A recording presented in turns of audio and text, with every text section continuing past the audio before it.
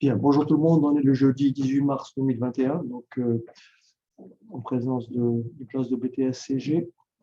Et donc aujourd'hui, on va aborder l'ajustement affine donc par la méthode des moindres carrés qui est au programme de BTS. Alors, donc en fait, ici, pour cette rubrique, n'est-ce pas, il faut savoir que les formules ne sont pas exigées à l'examen. En revanche, il va falloir exploiter les ressources d'une calculatrice. Et donc, on va s'appuyer sur deux choses pour effectuer ce type d'ajustement que je vais détailler là devant vous. Je vais vous donner l'essentiel. Et donc, on va passer à une application. Donc, on va s'appuyer sur un défaut de calculatrice. On va s'appuyer sur ce qu'on appelle le tableur, utiliser donc Excel notamment, pour effectuer ce type d'ajustement. Alors, qu'est-ce que ça veut dire effectuer un ajustement affine par la méthode des moindres carrés? D'abord, je fais le préambule suivant. Ce cours-là donc, porte sur ce qu'on appelle les séries statistiques à deux variables. Donc, une série statistique à deux variables, comme son nom l'indique, une série statistique à deux variables, c'est tout simplement un ensemble de couples. C'est tout simplement un ensemble de couples.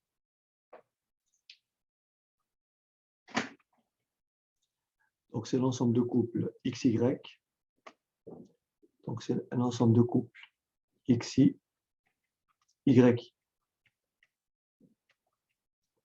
Alors, en fait, il faut savoir que XI est notre première variable statistique et YI la deuxième variable statistique. D'accord? Par exemple, XI, pour une entreprise, XI, ça peut être par exemple l'année. Et YI, ça peut être le chiffre d'affaires.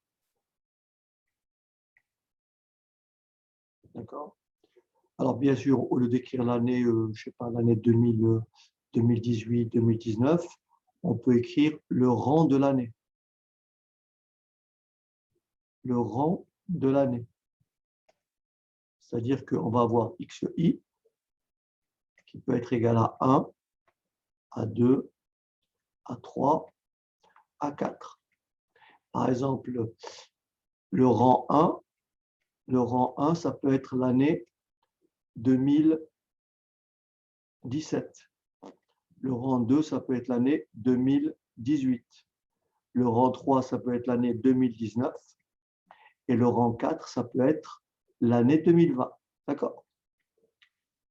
Donc ça, c'est notre première variable. Notre deuxième variable, YI, ça peut être par exemple le chiffre d'affaires. Le chiffre d'affaires de l'entreprise en 2017. Par exemple, en millions d'euros, on va dire 50. En 2018, je ne sais pas moi, 49. En 2019, 53. En 2020, 51. D'accord? Donc là, nous avons ce qu'on appelle une série statistique à deux variables. Donc, quand on regarde ce relevé, on remarque que en 2018, l'entreprise a réalisé un chiffre d'affaires de 49 millions. En 2020, l'entreprise a réalisé un chiffre d'affaires de 51 millions. Est-ce que tout le monde déjà comprend ça?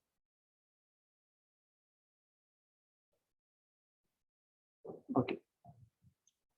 N'hésitez pas à intervenir dès que ce n'est pas clair, parce qu'on va aller vraiment à l'essentiel. On va aller à l'essentiel en BTS, on ne va pas trop s'égarer. On ne va pas trop s'égarer. On va rester très, très basique, on va rester proche du référentiel. On ne va pas trop s'écarter du référentiel. On ne va pas trop s'écarter de ce qui est attendu à l'examen. D'accord? Donc, vous avez compris que là, ce sont des données passées, puisque là, aujourd'hui, on est en 2021. Et on n'a pas encore clos l'année 2021. Donc, on ne sait pas ce que sera le chiffre d'affaires en 2021. Comme on ne sait pas quel sera le chiffre d'affaires en 2022.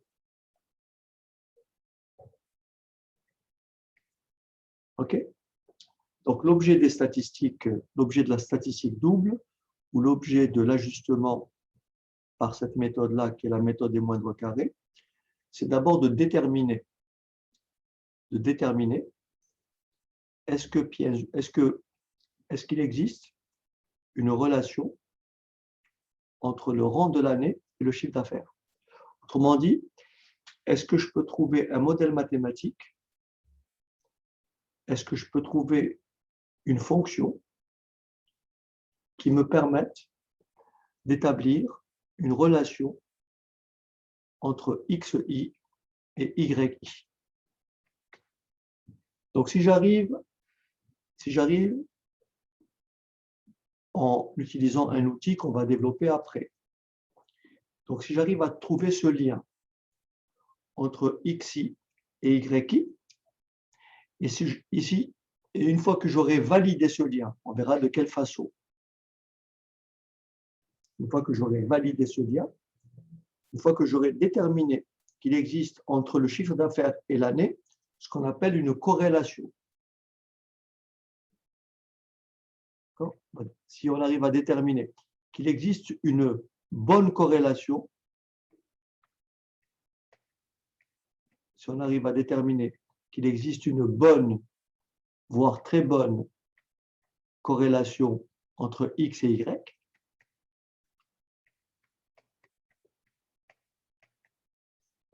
d'accord?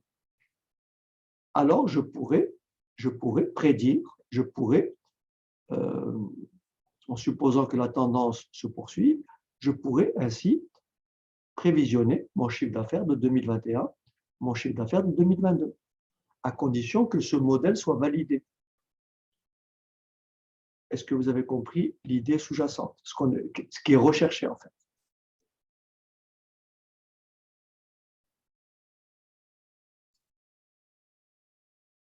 D'accord?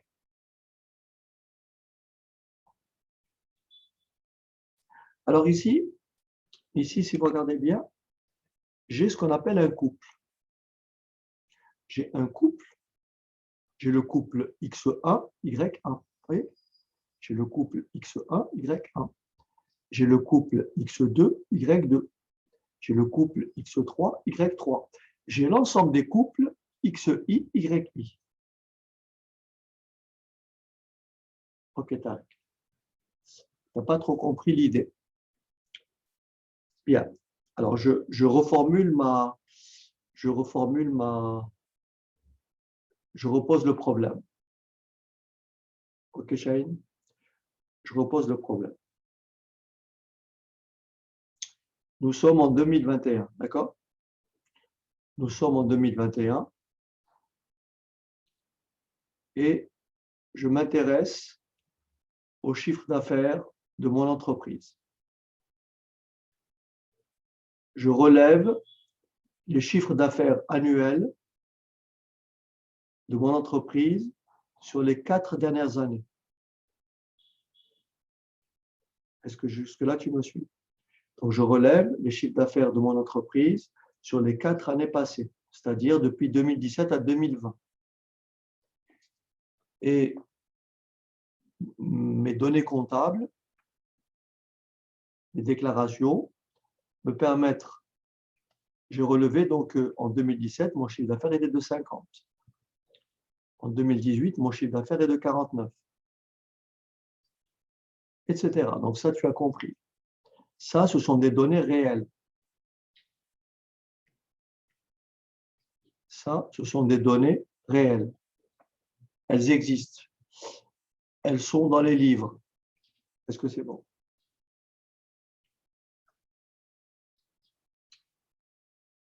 La question qui m'est posée maintenant, est-ce que je peux mettre en place un modèle? Est-ce que je peux mettre en place une fonction est-ce que je peux trouver une relation qui va lier l'année et le chiffre d'affaires? Autrement dit, compte tenu de ces données passées, est-il possible de déterminer une relation qui a une année associe un chiffre d'affaires? Là, je sais que 1, j'associe C1. À 2, j'associe 49, etc. La question qui est posée, c'est effectivement d'effectuer un prévisionnel pour les années à venir. Que sera-t-il de mon chiffre d'affaires en 2021? Quel sera mon chiffre d'affaires en 2022? Pour pouvoir répondre à cette question, il va falloir préalablement nous assurer qu'entre le chiffre d'affaires des années passées et le rang de l'année des années passées, il existe une relation.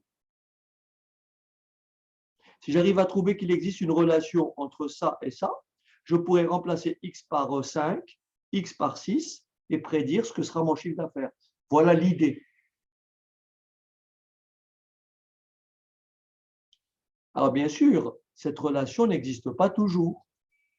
Nous avons un outil qui nous permet de valider ce choix. Est-ce que c'est clair?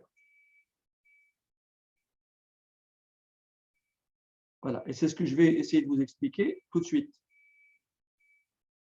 D'accord? Alors regardez bien les situations que l'on peut avoir. Regardez les situations que l'on peut avoir. Donc ici, je représente plusieurs situations.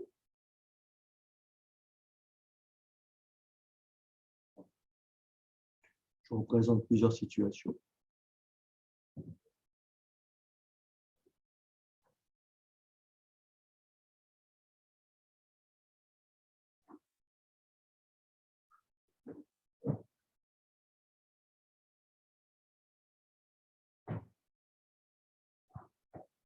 Là, je représente ce qu'on appelle des situations qui sont parfaites. Là. Et voilà.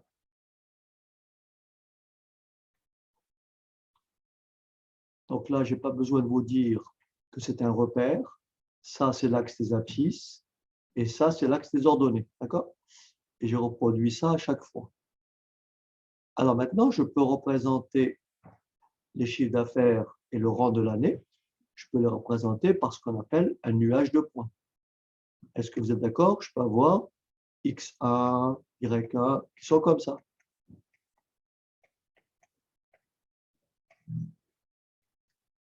D'accord? Ça, ce sont tous les couples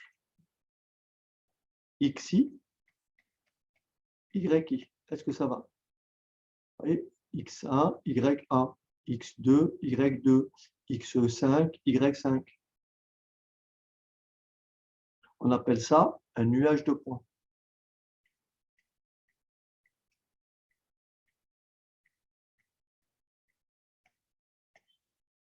Alors, la question est celle-ci. Est-ce que ce nuage de points a une forme particulière? Est-ce que mathématiquement, vous trouvez une relation? Est-ce qu'il est possible de trouver un modèle mathématique qui me permette de retrouver Y à partir de X? Vous avez compris que ce nuage de points, ces valeurs-là, il n'existe aucune corrélation. Il n'existe aucune corrélation. Autrement dit, une très faible corrélation. Il n'existe aucune corrélation entre X et Y.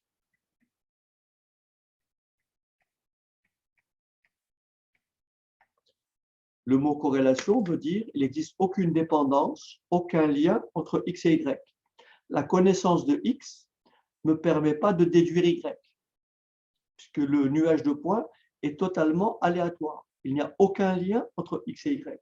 Donc ici, on ne peut pas trouver de modèle statistique qui me permette de trouver Y à partir de X.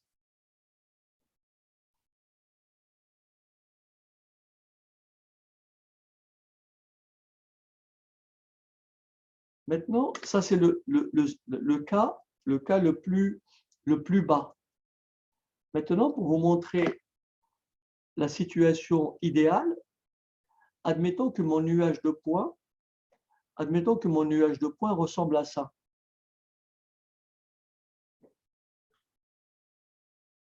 Ou ressemble à ça. Admettons que mon nuage de points soit comme ça.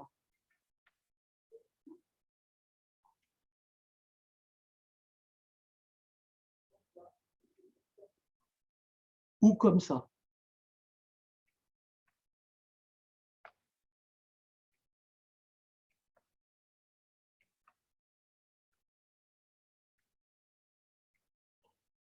Quelle est la particularité de ce nuage de points? Ce nuage de points est parfaitement aligné. Est-ce que c'est bon? Oui?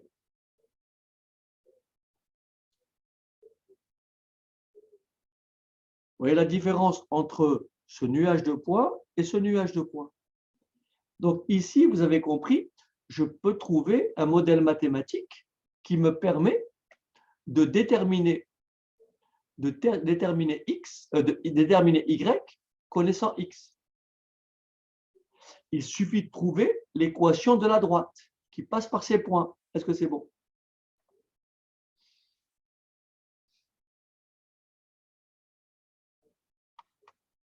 Ici, pareil, j'ai un nuage de points. Sa particularité, c'est qu'il est parfaitement aligné. Donc, je peux dire que ce nuage de points, on peut effectuer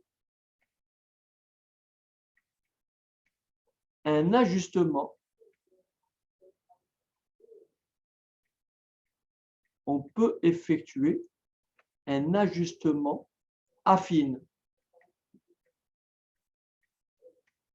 Ça veut dire quoi, effectuer un ajustement affine? Ça veut dire trouver la droite qui ajuste le mieux ce nuage de points. Est-ce que c'est bon? Il faut trouver la droite qui ajuste le mieux ce nuage de points. Est-ce que vous me suivez?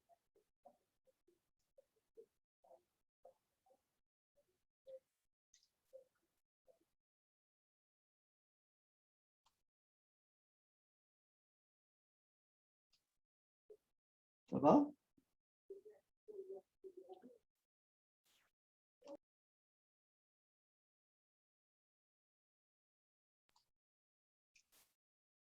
OK. Donc ici, effectuer un ajustement affine avec les méthodes qu'on va utiliser, ben, on est sûr, avec la méthode des moindres carrés, on est sûr de retrouver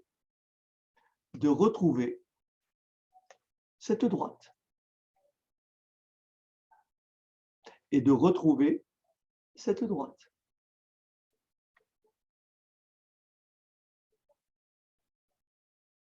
Ici, le nuage de points est parfaitement aligné. Est-ce que c'est bon? Je l'ai choisi comme ça au début, d'un point de vue théorique. Je veux donc dire à partir de là que dans ces deux cas, on dit que la corrélation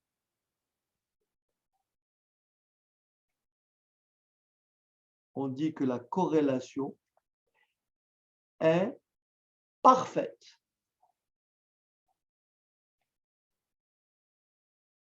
Alors que ici, on a dit que la corrélation est quasiment nulle. Est-ce que déjà vous faites la différence? corrélation parfaite, corrélation quasiment inexistante. Pourquoi on parle d'ajustement affine? On parle d'ajustement affine. Rappelez-vous, qu'est-ce que c'est une fonction affine?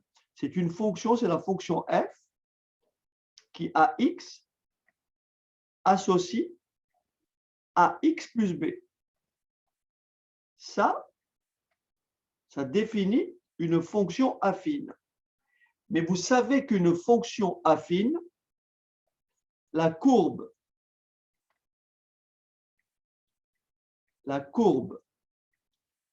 représentative, la courbe représentative d'une fonction affine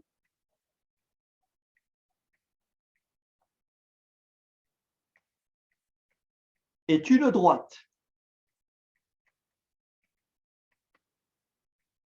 La courbe représentative d'une fonction affine est une droite d'équation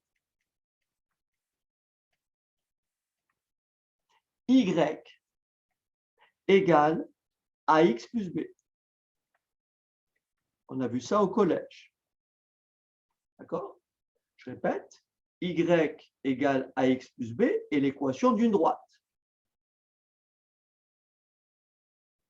Petit a est appelé coefficient directeur ou pente de la droite si mon repère est orthogonal. Petit a, c'est le coefficient directeur de la droite. Coefficient directeur de la droite. Et petit b, ou si le repère est orthonormé, enfin orthogonal, on peut parler de pente. Pente de la droite. C'est ce qui donne l'inclinaison, la direction. Et petit b s'appelle ordonnée à l'origine. Ordonnée à l'origine.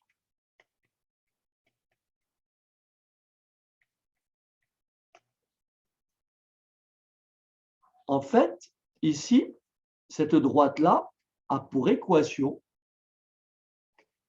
y égale à x plus b.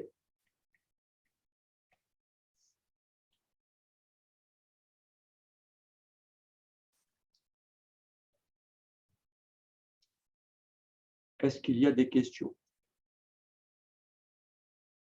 J'essaie d'essayer de vous donner le raccourci le plus important afin que vous puissiez aisément exploiter les ressources de ce qu'on va vous donner. Donc, j'essaie de supprimer tout l'aspect théorique. Okay.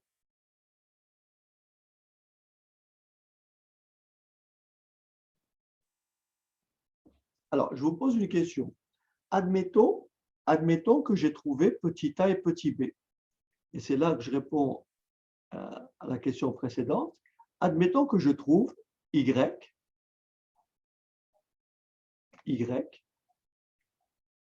égale 1,2 x plus 18.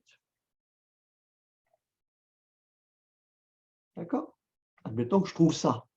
Après, je vais vous expliquer comment on fait pour trouver comment on fait pour trouver petit a et comment on fait pour trouver petit b. D'accord? Mais admettons que l'équation de ma droite d'ajustement, affine, par la méthode qu'on va développer après, par la méthode des moindres carrés, admettons que l'équation de cette droite, c'est celle-là.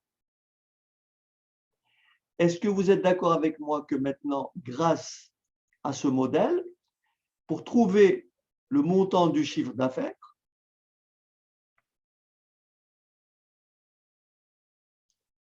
une année déterminée, il suffit de donner à x, de remplacer x par le rang de l'année. Est-ce que c'est bon?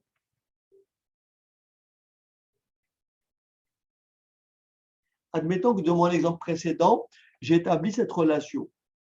et je veux connaître mon chiffre d'affaires en 2021. En 2021, je vais remplacer X par 5. Et ça me fera 1,2 fois 5 plus 18. Mon chiffre d'affaires en 2022, je remplace X par 6. Donc, ce modèle-là me permet de faire des projections, me permet d'estimer une valeur compte tenu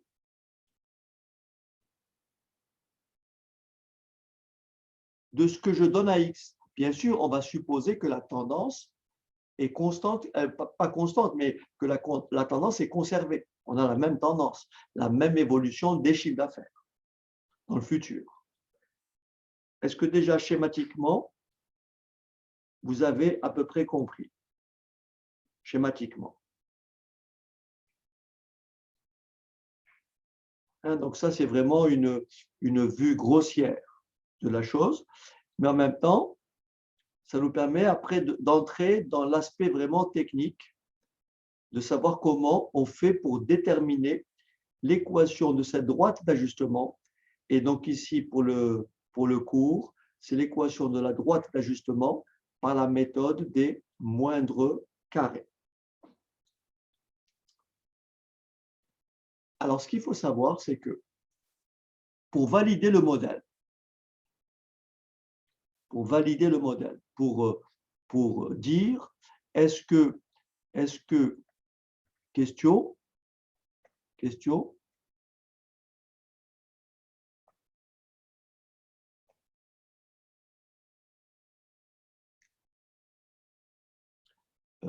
la question est celle-ci, faut-il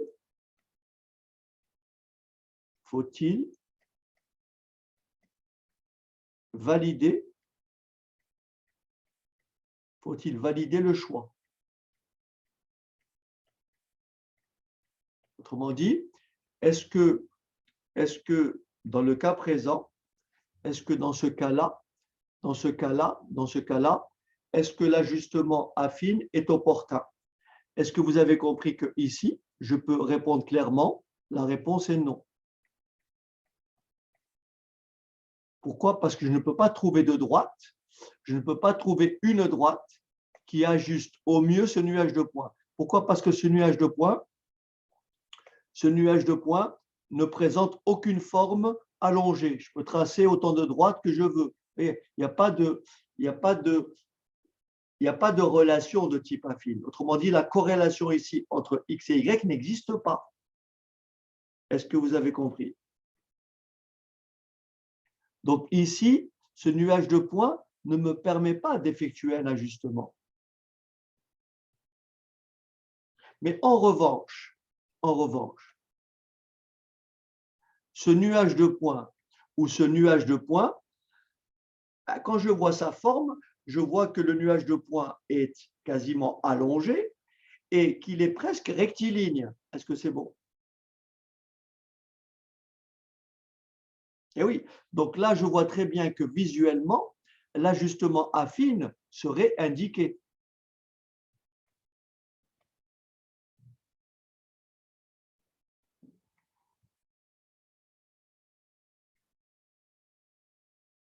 D'accord?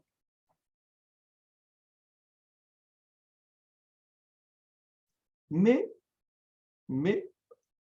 là, c'est le côté visuel. Mais quand on a un nuage de points comme ceci, lorsqu'on a un nuage de points comme celui-ci,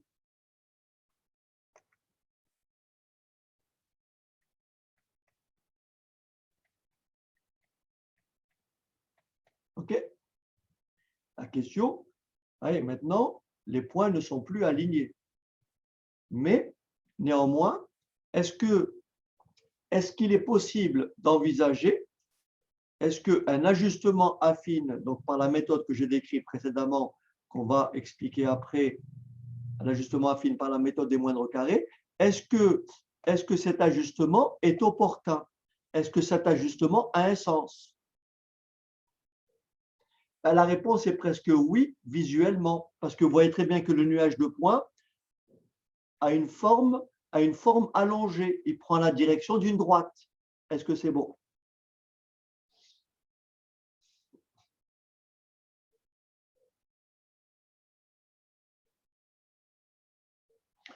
En revanche, j'ouvre une parenthèse, si on a un nuage de points comme celui-ci,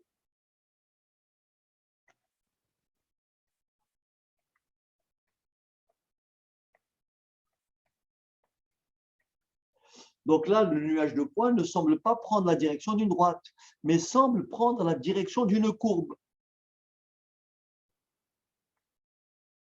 Donc là, on peut dire que la courbe qui ajuste le nuage de points n'est plus une droite.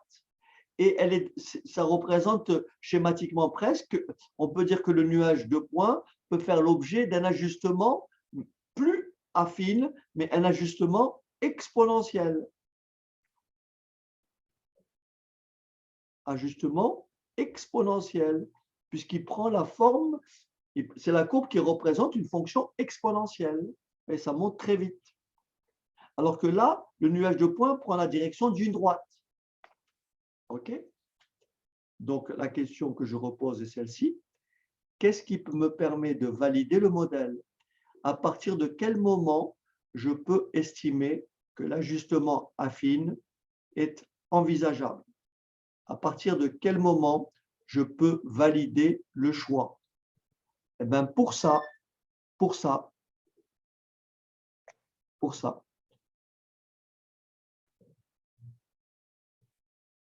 on va calculer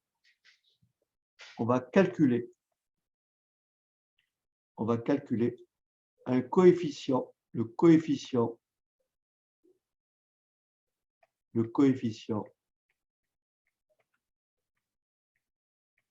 de corrélation linéaire. Le coefficient de corrélation linéaire. Alors, on choisit la lettre que l'on veut. Là, on va l'appeler R. Coefficient de corrélation linéaire. On va prendre la lettre R.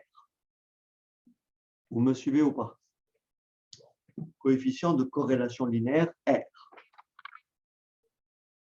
Première chose à savoir, le coefficient de corrélation linéaire R, c'est ce qui mesure le lien, la dépendance, la corrélation entre X et Y. C'est le coefficient de corrélation linéaire. C'est un nombre réel, petit r. C'est un nombre réel, petit r, qui est compris entre -1 et 1. Le coefficient de corrélation linéaire est un nombre réel compris entre -1 et 1. Ici, j'ai un nuage de points parfaitement aligné. Tout le monde en convient. Vous êtes d'accord que ces points-là sont tous sur la même droite. Et j'ai écrit ici que la corrélation dans les deux cas était comment? Corrélation, elle est comment? Elle est parfaite. La corrélation, elle est parfaite. Et bien là, j'écrirai que R est égal à +1. Parce que les points sont parfaitement alignés. La corrélation, elle est parfaite, donc R égale +1. Mais qu'est-ce que vous remarquez ici? Vous remarquez que cette droite-là a une pente, a un coefficient directeur positif. Lorsque X augmente, Y augmente. C'est pour ça que R égale +1. Ici, qu'est-ce qui se passe? Lorsque X augmente, Y diminue. Le coefficient directeur est négatif. La pente est négative. Donc ici, le R est bien sûr égal à combien? À moins 1. Corrélation parfaite positive, corrélation parfaite négative.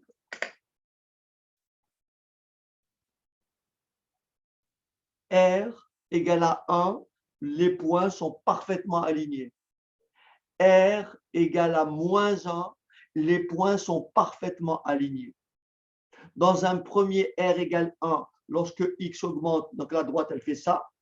Lorsque R égale moins 1, lorsque X augmente, la droite, elle fait ça. D'accord?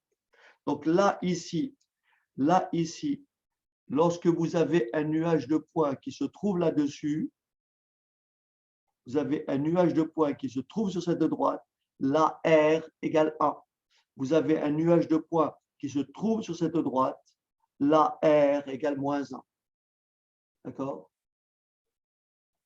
Donc, si votre nuage de points est là,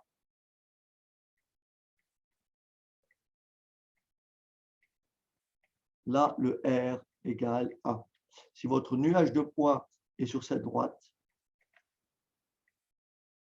R égale moins 1. Est-ce que ça va?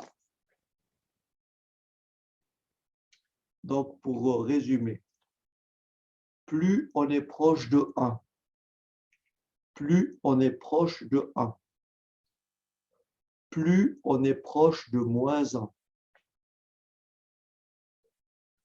plus forte est la corrélation. Je répète, plus on se rapproche de 1, plus on se rapproche de moins 1, plus forte est la corrélation.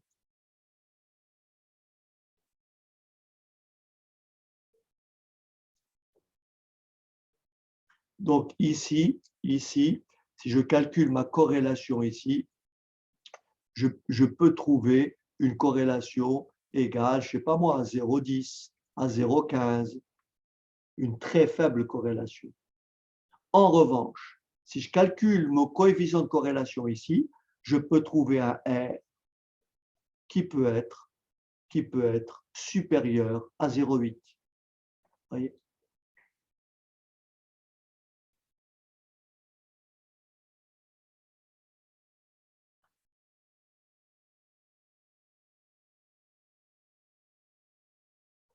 Est-ce que vous avez déjà une question?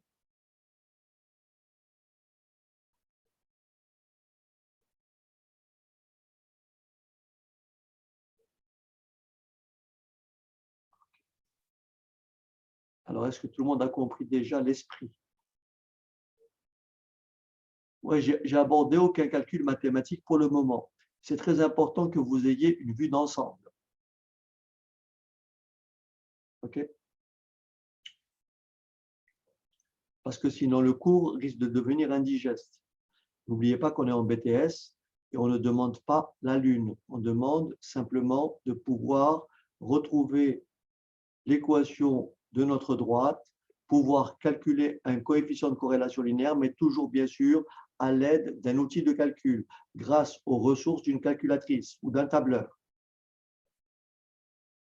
Donc tout ce qui est lourdeur mathématique vous est épargné en fait.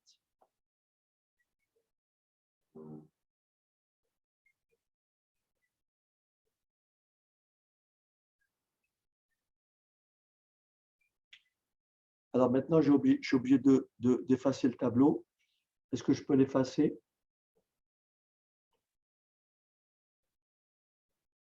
Et essayer de résumer un peu ce qu'on a dit.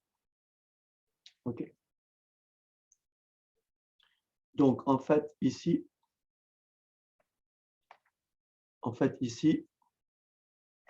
lorsque dans un examen, on vous dit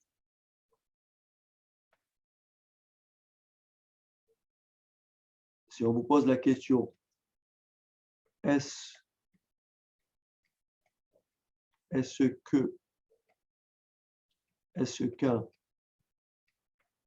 qu'un ajustement affine, est-ce qu'un ajustement affine, ou bien je vais écrire plus facilement, un ajustement affine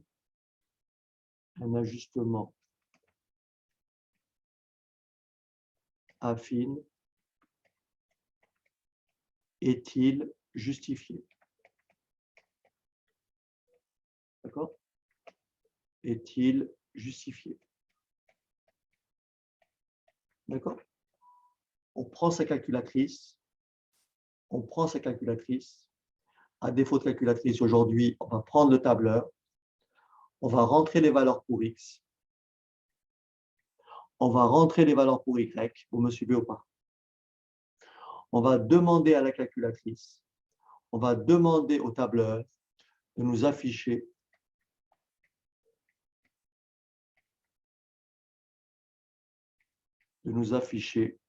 le coefficient de corrélation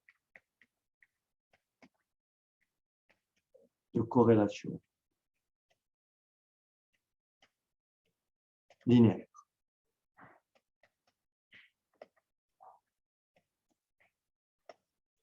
Et bien voilà ce qu'on retiendra. On dira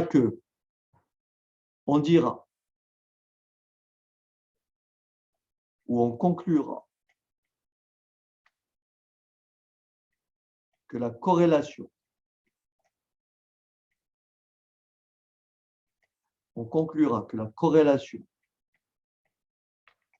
est bonne. On conclura que la corrélation est bonne ou que l'ajustement affine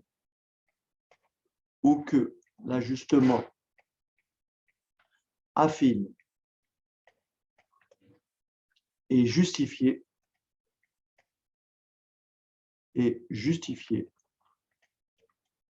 si R, je rappelle que R, c'est le coefficient de corrélation linéaire. Si R est plus grand que 0,8 ou R est plus petit ou égal à moins 0,8. De façon générale, lorsque valeur absolue de R est supérieure ou égale à 0,8. Donc, plus on va vers 1, à partir de 0,8, plus on va vers moins 1, à partir de moins 0,8, plus élevée est la corrélation. Et donc, la corrélation sera considérée comme bonne, voire très bonne, dès que R est plus grand que 0,8 ou R est plus petit que moins 0,8. Est-ce que vous avez compris? Donc, lors d'un examen, pour qu'il n'y ait pas d'ambiguïté, lorsqu'on vous fera calculer R à la calculatrice, d'accord? Pour qu'il n'y ait pas d'ambiguïté, vous aurez toujours un R qui sera à peu près égal à 0,95, R qui sera à peu près égal à moins 0,98, d'accord? Donc, dans ces deux cas, par exemple, vous direz que la corrélation est très forte. Mais si on veut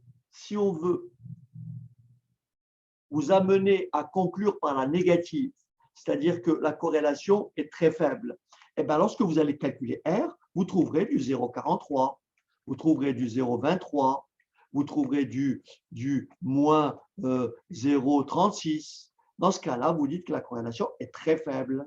Est-ce que ça va? En fait, il n'y a vraiment pas de, il n'y a pas de piège, en fait. Le 0,8, ce n'est pas une limite, c'est une tendance. Le moins 0,8, c'est une tendance. Est-ce que ça va?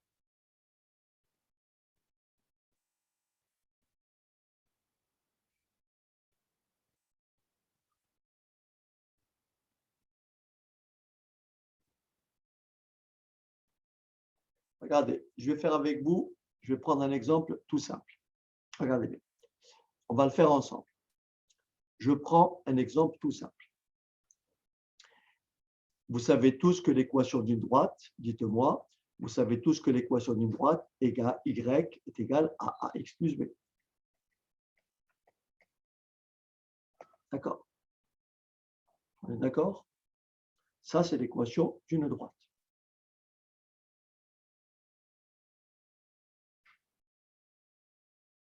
Oui?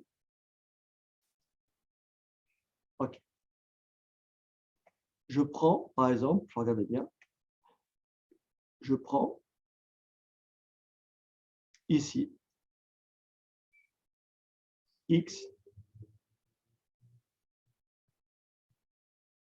x et y. Et là, je prends délibérément, je prends par exemple 3x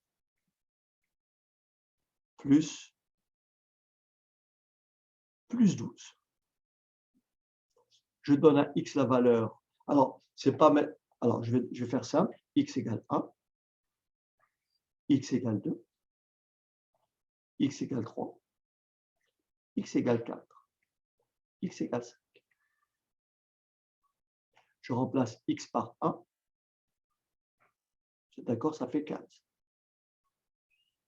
Je remplace x par 2.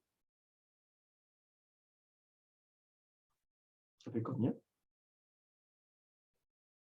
Pour voir si tout le monde suit. Je remplace x par 2. Ça fait combien? Ça fait 18. Très bien. Pourquoi? Parce que 3 fois 2, 6. 6 plus 12, 18. Je remplace x par 3.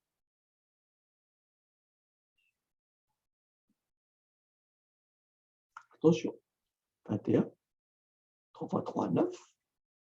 Plus 12. Très bien. Je remplace x par 4.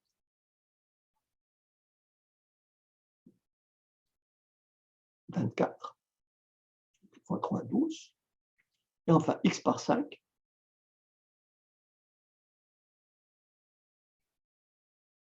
27.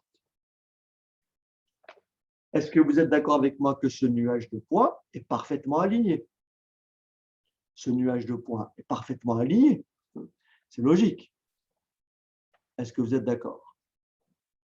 Ce nuage de points, si je le représente, si je le représente, 1, 2, 3, 4 et 5, ce nuage de points.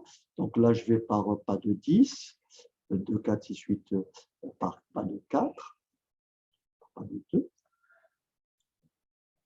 2, 4, 6, 8 et 10, 2, 4, 6, 8 et 10.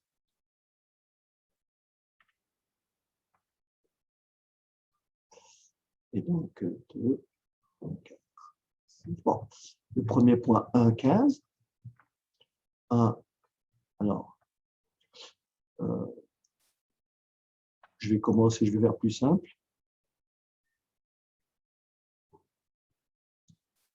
Pour gagner de l'espace.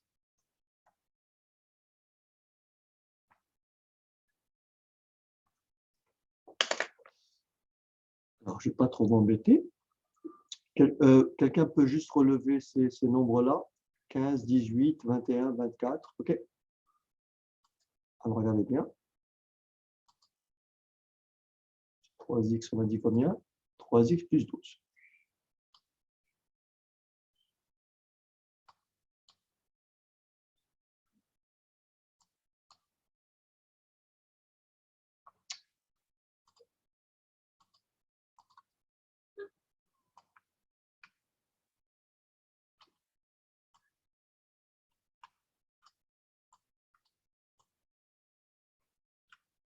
Okay.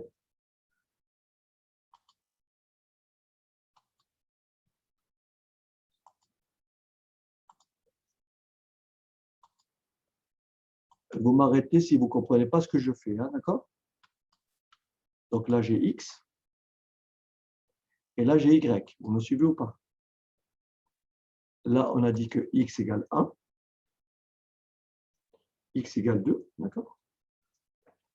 Et donc, on a dit qu'on allait jusqu'à 5. D'accord? On peut même prolonger, on peut aller au-delà de 5. OK. Et là, on a dit qu'on avait rentré la formule. Rappelez-vous, y égale combien? Y égale, j'ai effacé, donc y égale 3x plus 12. C'est bon? Et ça m'a donné ces valeurs. OK? y égale 3x plus 12. OK. Donc, je retourne. Donc là, je vais rentrer ma formule égale 3 fois x plus 12. Est-ce que tout le monde a compris la formule que j'ai rentrée sous Excel, que je fais aussi à la calculatrice, de la même façon, d'accord? Et je valide, et ça me fera 15. Et je recopie ma formule vers le bas. Est-ce que ça va? Rappelez-vous l'équation que je viens d'entrer, n'est-ce pas? Rappelez-vous l'équation que je viens d'entrer. Je la réécris ici. C'est y égale 3x plus 12. Est-ce que ça va? 3 fois 1, 3, plus 12, ça fait 15. 3 fois 2, 6. 6 plus 12, ça fait 18. Est-ce que ça va? D'accord? Est-ce que tout le monde me suit? C'est bon? Si je représente ce nuage de points, je sélectionne la plage de cellules, d'accord?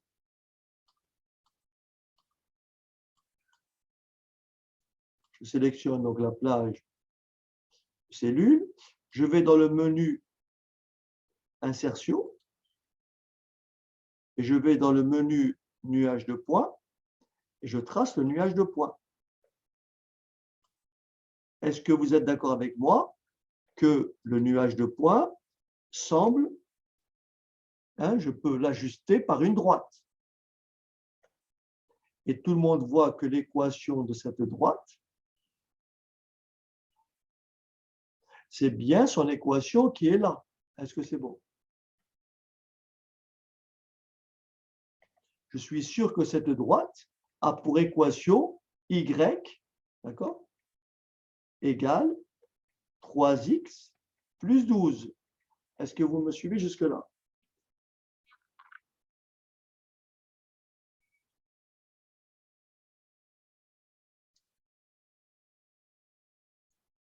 OK. Regardez, cette droite, je l'efface. D'accord? Est-ce que tout le monde a compris que le nuage de points est parfaitement aligné? Donc, en théorie, tout le monde a compris, comme la corrélation, elle est comment? Positive. Est-ce que tout le monde a compris que le coefficient de corrélation ici est forcément égal à 1? Est-ce que ça va? Puisque les points sont parfaitement alignés. Est-ce que vous me suivez? Je répète, les points sont parfaitement alignés. Donc, si je prends ma calculatrice, mais comme je n'ai pas de calculatrice, puisque vous n'en avez pas encore, je vais utiliser Excel. Et je vais demander à Excel de m'afficher le coefficient de corrélation linéaire. Est-ce que vous me suivez? Je vais demander à Excel de m'afficher le coefficient de corrélation linéaire. Donc, je vais me mettre ici et je vais taper corps. Corps pour corrélation. Et je vais lui demander de me l'afficher ici. D'accord?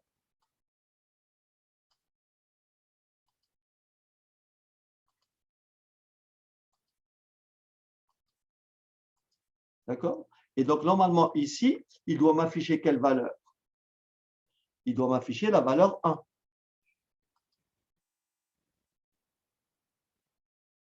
Alors, regardez. Regardez. Pour afficher le coefficient de... Alors, ça notez-le parce que vous en aurez besoin quand vous ferez vos applications informatiques. Tout ce que je vous montre là, c'est d'une pierre deux coups. C'est pour l'épreuve de maths et l'épreuve d'informatique. Est-ce que c'est bon?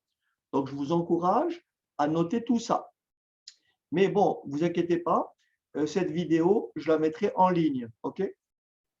Donc, vous pourrez la visionner plus tard. Vous avez compris? Donc, tout ce que je fais là, je le mettrai en ligne. Et vous pourrez avoir accès si jamais vous avez oublié la procédure. Est-ce que c'est clair? Alors, regardez maintenant comment on calcule le coefficient de corrélation linéaire. Ici, je vais entrer la fonction corrélation sous Excel. Sous ma calculatrice, il y a une touche qui vous permet de calculer la corrélation. Mais je vous montrerai lorsque vous aurez tous une calculatrice d'un modèle particulier parce que selon les TI, les Casio, etc., ce n'est pas les mêmes manipulations. Regardez ce qu'on va faire. Je vais cliquer sur fonction ici. Vous voyez, fonction. Insérer une fonction. Je clique. Et là, ça me propose plusieurs choses. Pour faire vite ici, je vais taper, pour aller vite, statistique. Vous voyez, je vais choisir statistique. Et comme par hasard, je vois écrit quoi ici, vous voyez? Je vois que ici, si je tape, si je déroule, je vois ici, est-ce que vous le voyez? Coefficient de corrélation. C'est d'accord? Vous le voyez? Coefficient de corrélation. Je le choisis. Je fais OK. Il me dit entrer la matrice 1. La matrice 1, c'est la colonne des X ou la colonne des Y, peu importe l'ordre. Parce que la corrélation entre X et Y, c'est la même que la corrélation entre Y et X. Donc, peu importe l'ordre dans lequel vous entrez les matrices. Donc, la matrice 1, c'est la colonne des X. Est-ce que ça va? J'ai sélectionné la plage de cellules.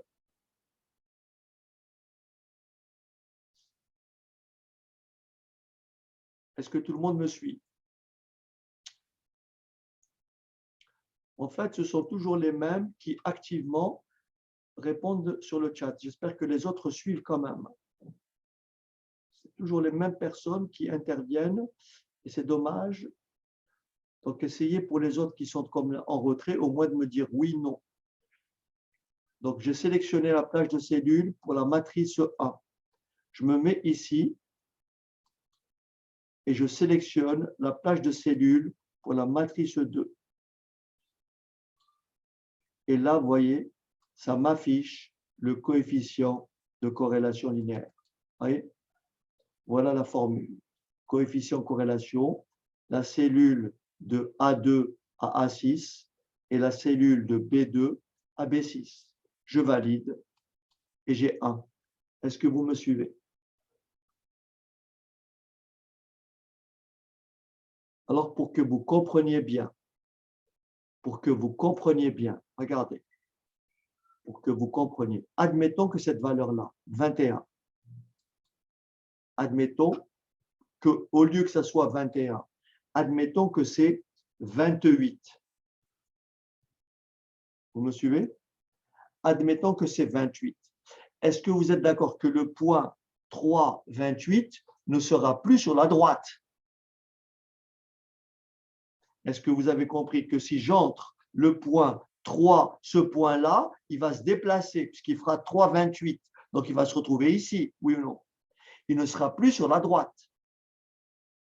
Ce qui veut dire que la corrélation ici, elle ne sera plus égale à 1. Vous me suivez ou pas? Elle va changer. Donc, admettons que j'entre cette valeur. Vous voyez, le point, il est monté là. Regardez la corrélation. Elle est vraiment tombée.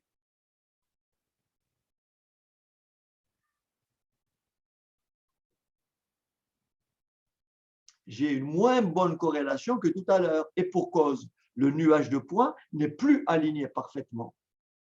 Maintenant, regardez bien. Si au lieu de 28, je descends un tout petit peu, je le ramène à 25, eh bien, comme je me rapproche de la droite, je vais améliorer la corrélation. Donc, si j'entre 25, là, je suis à 0,83. Et là, je passe directement à 0,93. Ma corrélation est meilleure.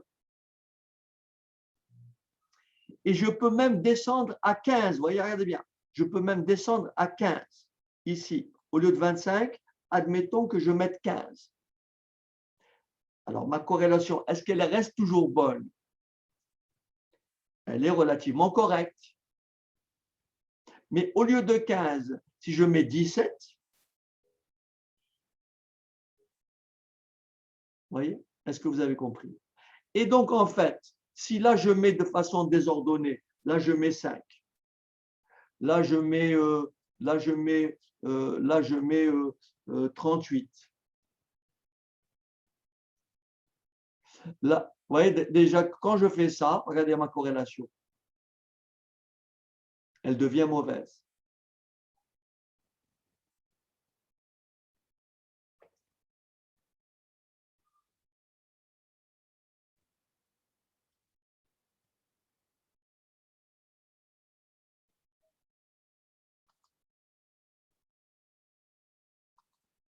Je reviens à ma position initiale.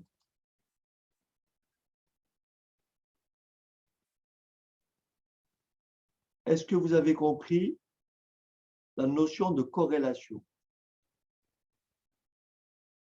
Ça veut dire que si je déplace ce point-là, je le déplace un tout petit peu vers le haut, le premier, vous voyez, je le laisse à, celui-là, je le laisse à 15, je le mets à 17. Et celui-là, je le mets, tiens, celui-là, je vais le laisser à 18. Mais celui-là, je vais le monter à 23. Vous voyez? Et celui-là, je vais le mettre à 25. Vous voyez, le nuage de points n'est pas aligné, mais la corrélation, elle reste très bonne. Est-ce que c'est bon? Donc, la droite, je peux trouver, c'est ce que je vais vous expliquer après, trouver la meilleure droite, celle qui ajuste le mieux ce nuage. Est-ce que c'est cette droite? Est-ce que c'est cette droite? Est-ce que c'est cette droite? D'accord? Il existe une infinité de droites. Mais parmi toutes les droites, il y en a une seule qui ajuste au mieux le nuage de points. Et cette droite-là, on va l'obtenir par la méthode des moindres carrés, que je vais vous expliquer juste après. D'accord? Maintenant, je reviens à ma position initiale. Je reviens à ma position initiale.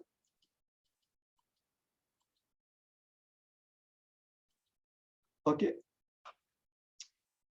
Ensemble, on va retrouver le petit a et le petit b. Est-ce que c'est bon? Là, j'ai écrit petit a et là, j'écris petit b. Est-ce que c'est bon? Donc, je vais retrouver le 3 ici. Ici, je vais afficher 3 et ici, ça m'affichera 12. Est-ce que vous m'avez compris? Puisque la droite, puisque les points sont parfaitement alignés. Rappelez-vous l'équation, c'est bien 3x plus 12. Donc, je vais vous montrer avec Excel, et ça, vous le ferez de la même façon à la calculatrice. Vous allez entrer la liste 1, vous allez entrer la liste 2, et vous allez demander à votre calculatrice de vous afficher l'équation de la droite. La calculatrice vous donnera le petit a, le petit b et le coefficient de corrélation linéaire. Est-ce que vous m'avez compris? La calculatrice vous donnera les 3 éléments, petit a, petit b et le coefficient de corrélation linéaire. Est-ce que ça va? OK. Je vais vous montrer comment trouver petit a et je vais vous montrer comment trouver petit b. Voilà ce qu'on fait pour trouver petit a. Pareil. Petit a sous Excel. Petit a sous Excel, ça s'appelle la pente. C'est la fonction pente. Et petit b sous Excel,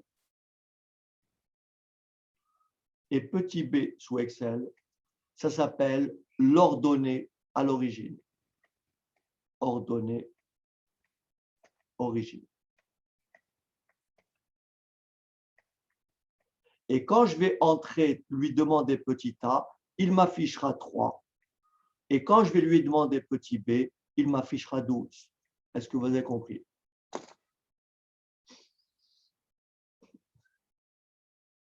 Alors, je me mets ici. Je me mets ici. Je me mets ici. Et je vais dans f de x, la fonction fx. Et comme je suis en statistique, pour aller vite, vous cliquez dessus et vous tapez la lettre P pour aller directement vers P. Vous tapez la lettre P. Et ça vous mène vers Pearson et vous descendez un tout petit bas. Voilà. Et là, vous voyez quoi? Pente. Est-ce que c'est bon? Et là, vous voyez pente. C'est bon? Je clique dessus. Je fais OK. Alors, faites attention. Faites attention. Là, vous lisez ce qui est écrit. Y connu. Là, c'est très important puisqu'on va afficher la première droite d'ajustement. Donc là, on vous dit Y connu. Donc, vous entrez d'abord le Y. Donc, je sélectionne les Y. Est-ce que vous me suivez? Y connu, c'est la plage des Y. La corrélation, peu importe l'ordre. Ici, l'ordre est important. Le Y, vous commencez par Y. Ensuite, je me déplace ici et j'entre les X connus. Regardez, les X connus. Et je fais OK. Et ça m'affiche combien? 3. Est-ce que ça va? Ça m'affiche 3. Et maintenant, je vais demander à Excel de m'afficher le petit b, c'est-à-dire l'ordonnée à l'origine, qui est égale à 12. Je me mets dessus. Je vais vers fx. Je tape la lettre O, si je veux, la lettre O. Et puis, paf, je vois que ça apparaît. Vous voyez, ordonnée origine. Ordonnée origine. Et je fais OK. Pareil que tout à l'heure. D'abord, Y connu. Ensuite, X connu. Et ensuite, OK. Et ça m'affiche 12.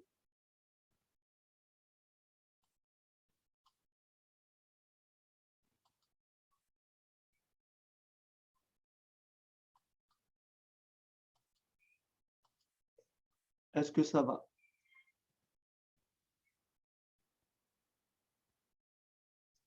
Et bien entendu, si je change une de ces valeurs, comme tout à l'heure, si je fais 28, d'accord, ce n'est plus la même équation de droite. Vous voyez, le A devient 2 et le B devient 17. Mais là, parce que je n'ai pas assez de décimales, mais si j'augmente mes décimales, pardon.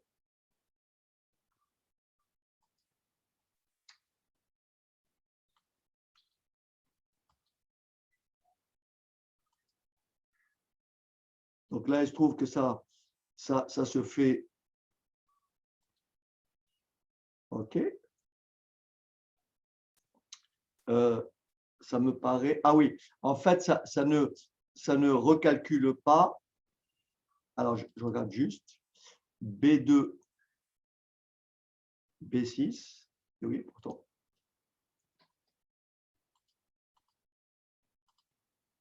Alors, pardon.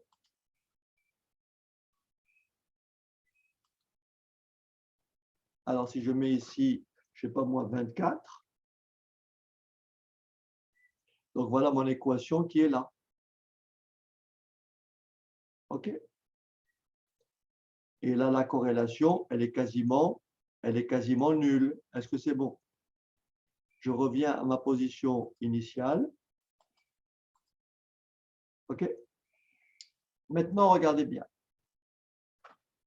Est-ce que vous avez compris la notion de corrélation et la notion d'équation de l'ajustement affine par l'ajustement par cette méthode-là que je vais encore expliciter un peu plus tard? Est-ce que vous avez compris comment on fait pour retrouver le coefficient de corrélation, le petit a, le petit b. D'accord? Maintenant, il existe une autre méthode qui est un peu plus rapide, mais qui a le mérite de faire tout d'un coup. Mais en fait, l'avantage de ça, c'est que là, vous avez une formule. Autrement dit, grâce à ça, vous pouvez faire une prévision, puisque vous avez le petit a et le petit b. D'accord? Maintenant, ce que vous pouvez faire aussi, c'est ceci. Regardez bien la méthode. Je vais demander à Excel de me trouver l'équation de la droite d'ajustement. Regardez bien. Je clique sur un point, n'importe lequel. Je clique sur un point, n'importe lequel. Je fais bouton droit. Et j'écris ici « Ajouter une courbe de tendance ». Et là, je fais ici, est-ce que tout le monde voit? Je choisis parmi ces choix ajustement linéaire. Vous voyez, il m'a tracé la droite.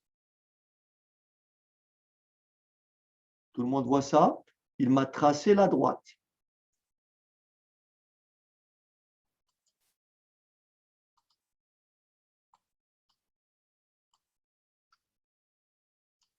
Maintenant, je regarde plus bas. Regardez, je vais remonter ça.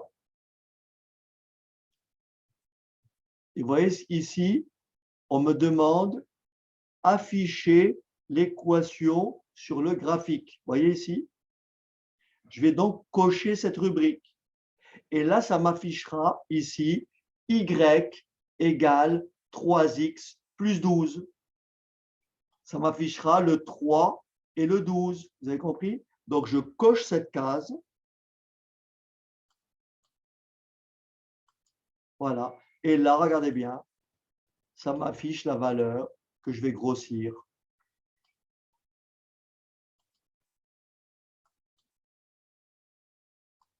Est-ce que c'est clair?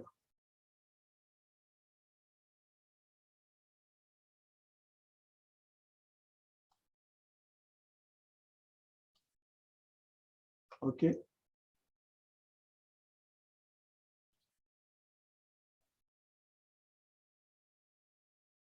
Et donc là, forcément, si je modifie ici, je mets 30 par exemple, vous voyez, ça me change l'équation de ma droite. Et ça me change la corrélation. Est-ce que c'est bon? Et la droite, c'est une autre droite qui a juste le nuage de points. Est-ce que c'est bon? Si à la place de 15, je mets 20, la corrélation est moins bonne. Et ma droite, voilà comment elle ajuste.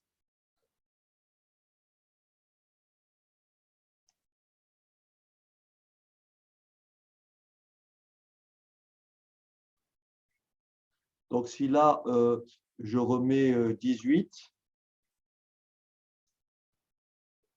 ma corrélation est meilleure. Et la droite, vous voyez, c'est toujours celle-là. La droite, elle bouge. Maintenant, je vais vous expliquer. Je vais vous expliquer, regardez.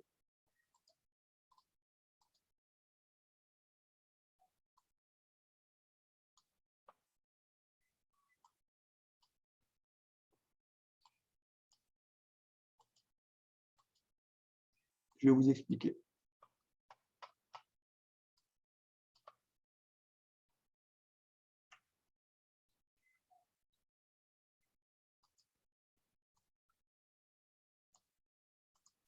Regardez bien.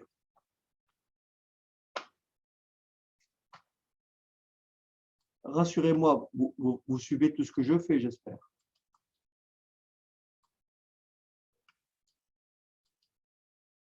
OK. Regardez maintenant. Ici,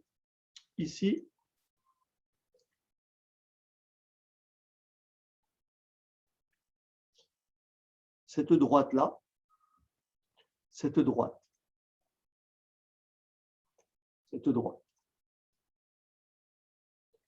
c'est la droite.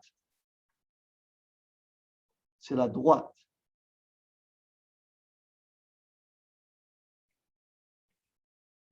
de régression.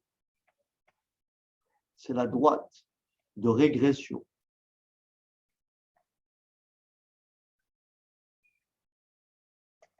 De Y en X. Obtenu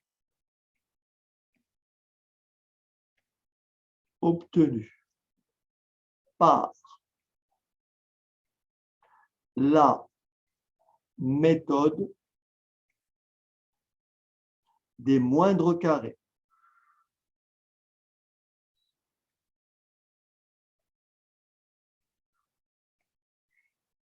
Obtenu par la méthode des moindres carrés.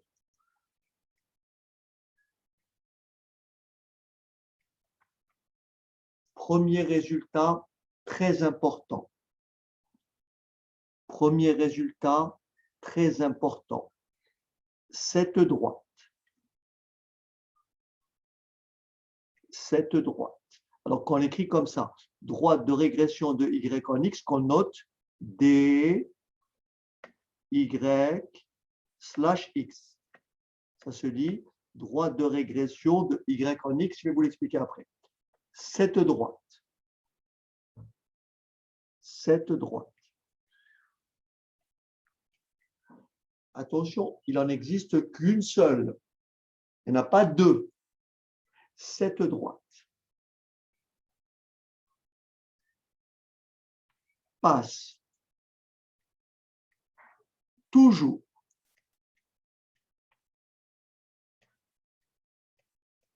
par le point moyen G de coordonnées abscisse moyenne, ordonnée moyenne. Cette droite, elle passera toujours par le point G. Il est quelque part ici, le point G. D'accord? Il est quelque part ici, le point G. Quelque part. Mais elle passera toujours par le point G. Et le point G, c'est quoi? C'est le point de coordonnées tel que son abscisse, c'est la moyenne des abscisses. Son abscisse, c'est la moyenne des abscisses. Et son ordonnée, c'est la moyenne des ordonnées. On peut le vérifier si vous voulez bien. On peut le vérifier rapidement. Regardez bien. Je vais juste déplacer. Je vais juste déplacer. Alors, si quelqu'un peut me faire. Si quelqu'un peut me.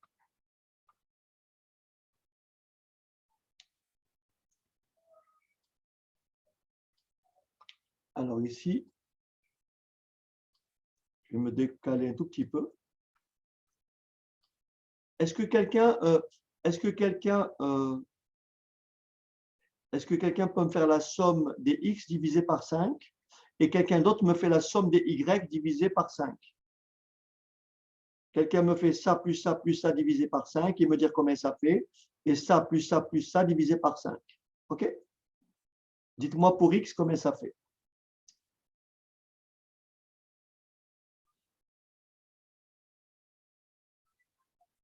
Alors, pour x, c'est logique, ça fait 3. Hein, donc, OK, pour x, Luna. Et pour y, ça fait combien?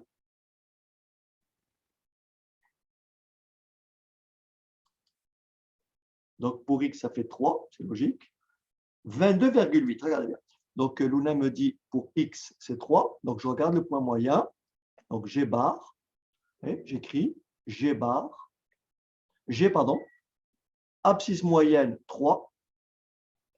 Ordonnée moyenne, 22,8. OK. Je me repère à 3. 3, tout le monde a compris que 3, c'est là.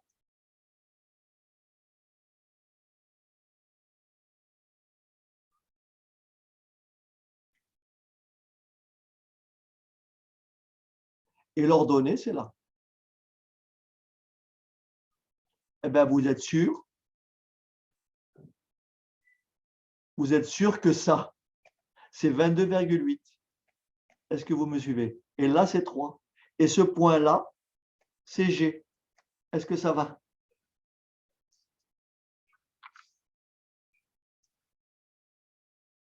La droite la droite des moindres carrés, la droite de régression de y en x obtenue par la méthode des moindres carrés passe toujours par le point moyen G.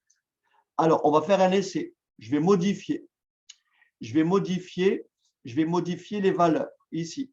À la place de 18, je vais mettre, je ne sais pas, 22. D'accord?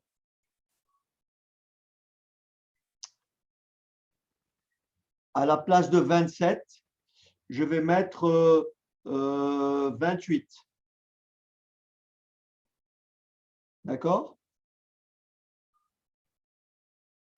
Est-ce que quelqu'un peut me dire combien maintenant? Quelle est la moyenne des Y? Donc, je sais que, comment il s'appelle? Je sais que X bar, c'est toujours 3. X bar, c'est 3. Qu'est-ce qui peut me dire combien fait Y? Ah, pardon, X bar, c'est 3.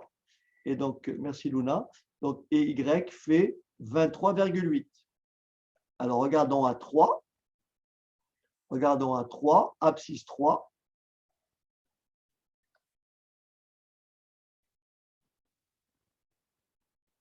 Ordonnée. Voilà. Vous êtes sûr que cette abscisse-là, c'est 23,8. Est-ce que ça va?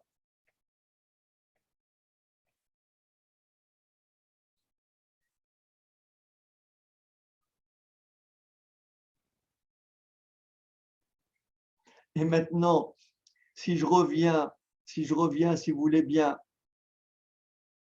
bon, je le ferai après.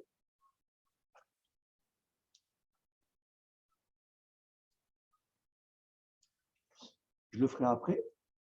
Donc, je vais juste monter celui-là à 2. Je vais le monter pour que ça soit très clair. Je vais le monter à 25. OK. OK. Voilà. OK. Maintenant, je vais vous expliquer le principe de la méthode. Alors, Luna, rapidement, tu peux me dire quelle est l'ordonnée moyenne que je place le point G? On remarque que ce n'est pas la peine, Luna, t'embête pas. L'ordonnée moyenne, le point G se trouve toujours ici. Hein? Le point G, c'est forcément ici. Hein? C'est abscisse 3. OK? Voilà, ça c'est le point G. Est-ce que tout le monde a compris? Puisque l'abscisse moyenne, c'est 3. OK? Donc là, je vais supprimer cette droite. Voilà. Tout le monde est d'accord que la droite, elle passe toujours par le point G. Et le point G, je répète, en général, c'est le point d'abscisse moyenne et d'ordonnée moyenne. OK? Maintenant, je vais vous expliquer le principe, pourquoi cette droite-là, comment on a fait pour l'ajuster par la méthode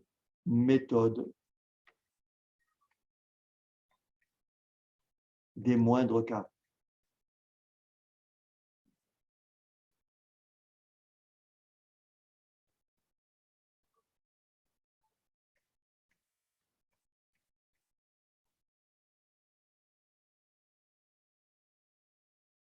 OK.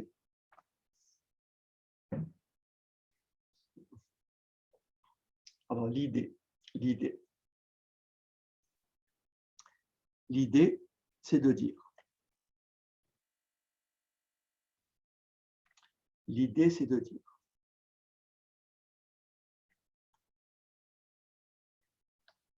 celui-là, c'est le point M1.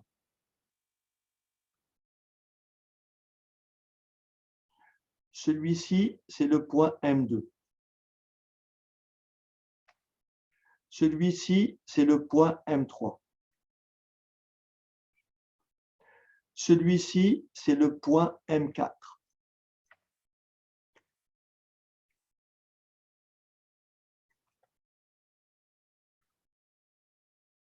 Et celui-ci, c'est le point M5. J'ai 5 points. Est-ce que ça va? Donc, au départ, j'ai ça. Au départ, j'ai ça. l'objectif. Pour ceux que ça intéresse pour l'aspect mathématique, j'ai développé une séquence où je détaille le pourquoi du comment. D'accord? J'explique mathématiquement comment on fait pour déterminer, pour effectivement déterminer l'équation de cette droite par cette méthode qu'on appelle la méthode des moindres carrés. Mais là, j'explique avec les outils qu'on a. L'objectif, c'est de trouver une droite. L'objectif, c'est de trouver une droite.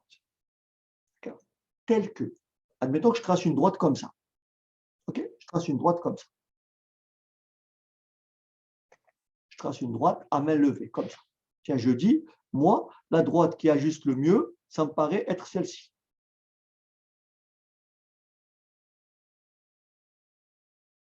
OK. Qu'est-ce que j'ai fait? Je l'ai fait passer par le point G, d'accord? OK? Je l'ai fait passer par le point G, il n'y a pas de problème. Et je dis, pour moi, la meilleure droite, c'est celle-là. Quelqu'un d'autre va arriver et va dire, non, non, moi, je dirais plutôt que c'est celle-là.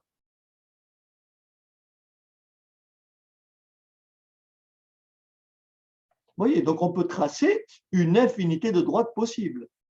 Est-ce que c'est bon? Mais parmi toutes ces droites, il y en a une qui sera préférée à toutes les autres. Est-ce que c'est bon? Il y en a une qui sera préférée à toutes les autres.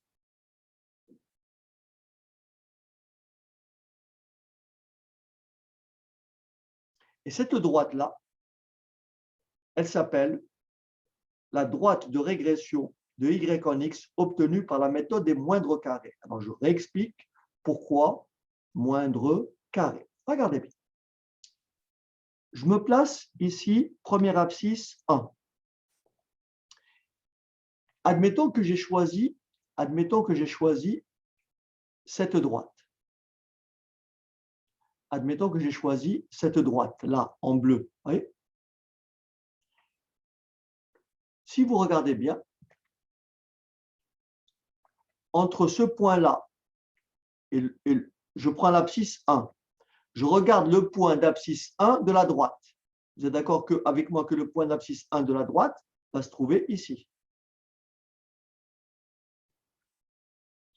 Est-ce que vous êtes d'accord? Et ce point, je l'appelle P1. C'est bon? Ce point, je l'appelle P1.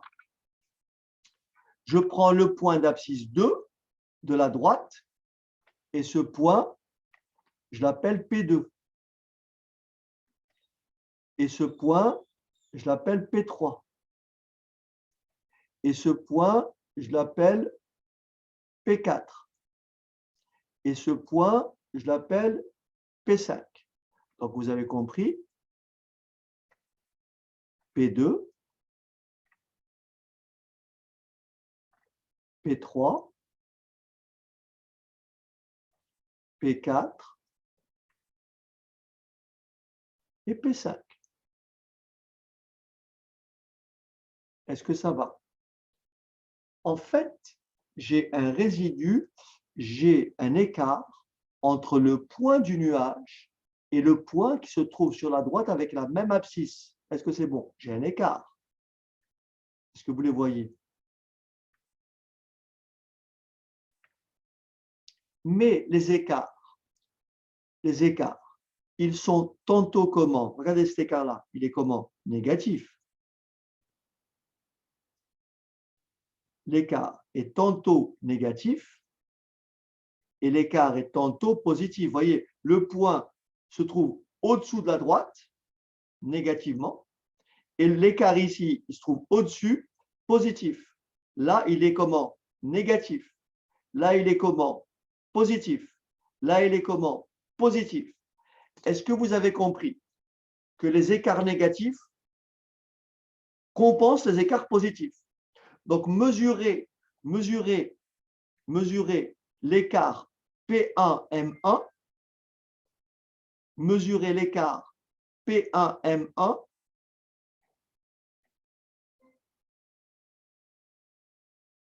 P1M1,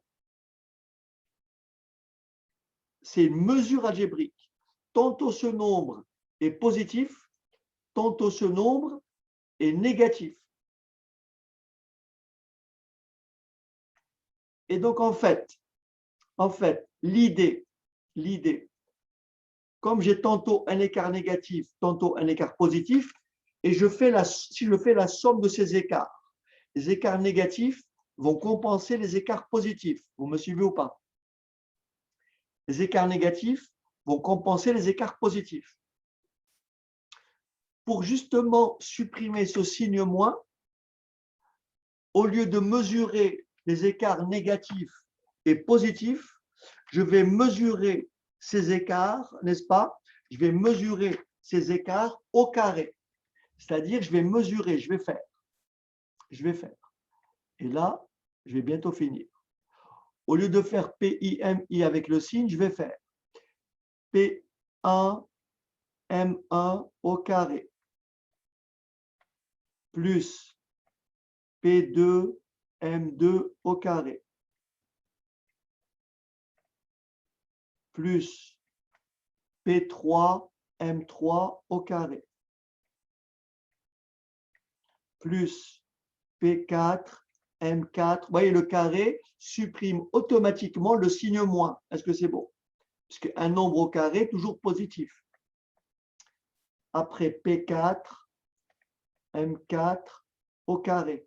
Plus enfin P5, M5 au carré. Et ça me donne un nombre. Vous me suivez ou pas? Ça me donne un nombre. Mais si je fais le choix d'une autre droite, est-ce que vous êtes d'accord avec moi que cette somme-là me donnera un autre résultat?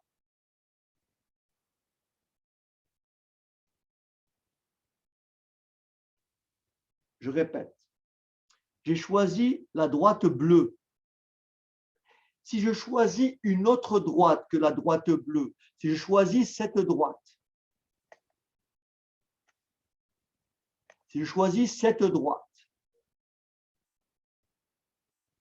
vous êtes d'accord que P1, M1, P1 au carré, M2, P2 au carré, M3, P3 au carré, M4, P4 au carré, M5, P5 au carré, cette somme sera différente. La somme de ces carrés va changer selon le choix de la droite. Est-ce que ça va jusque-là? Eh bien, parmi tous ces choix, de droite, il existe une droite,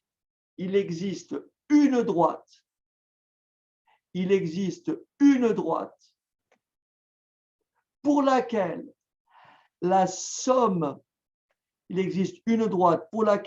la somme P1, M1 carré plus P2, M2 carré plus P3, M3 carré plus P4, la somme, une droite pour laquelle la somme des PI, MI au carré, P1, M1 carré, P2, M2 carré, P3, M3 carré, etc.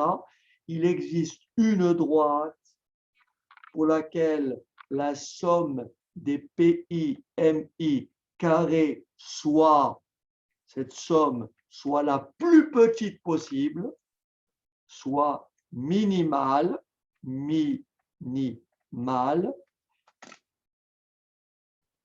la droite pour laquelle la somme des PI, MI carré soit minimale, PI, MI carré, c'est des carrés, minimal, moindre, le plus petit, minimal, le mot moindre carré, c'est tout simplement PI, la somme des PI, MI carré soit minimale. Donc, la droite, cette droite-là, et j'en ai bientôt fini pour aujourd'hui, cette droite-là, n'est-ce pas?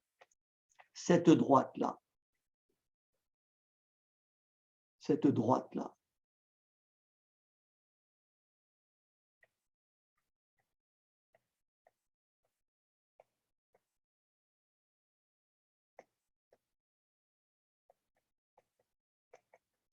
cette droite-là, il en existe une seule. Il en existe une seule. Cette droite-là, obtenue par la méthode des moindres carrés, c'est la droite qui passe par le point moyen G est telle que ça au carré, plus ça au carré, plus ça au carré, plus ça au carré, plus ça au carré, soit minimale. Cette droite-là, elle porte un nom, c'est la droite de régression de y en x, on mesure les écarts en y, hein, obtenue par la méthode de la somme des carrés minimales, par la méthode des moindres carrés. Est-ce que ça va? Donc en fait, parmi toutes ces droites, si je fais ça au carré, plus ça au carré, plus ça au carré, plus ça au carré, plus ça au carré, ça me donnera un résultat. Et bien ce résultat-là sera le plus petit possible. Je peux prendre n'importe quelle droite, n'importe quelle autre droite. Je peux prendre n'importe quelle autre droite qui passe par le point G. Eh bien, je ferai moins bien qu'avec cette droite. Est-ce que c'est bon? Je ferai moins bien. Vous pouvez essayer. Vous pouvez tester toutes les droites qui passent par le point G. Vous pouvez tester toutes les droites qui passent par le point G.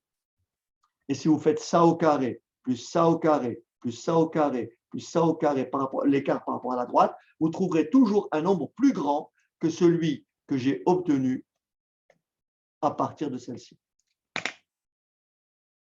OK?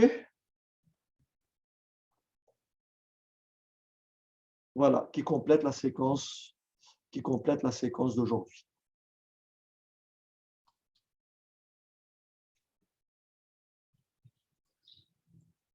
Et là, après, on verra après comment on fait pour trouver. Donc ici, vous avez un exemple d'ajustement que l'on apprendra à faire la prochaine fois.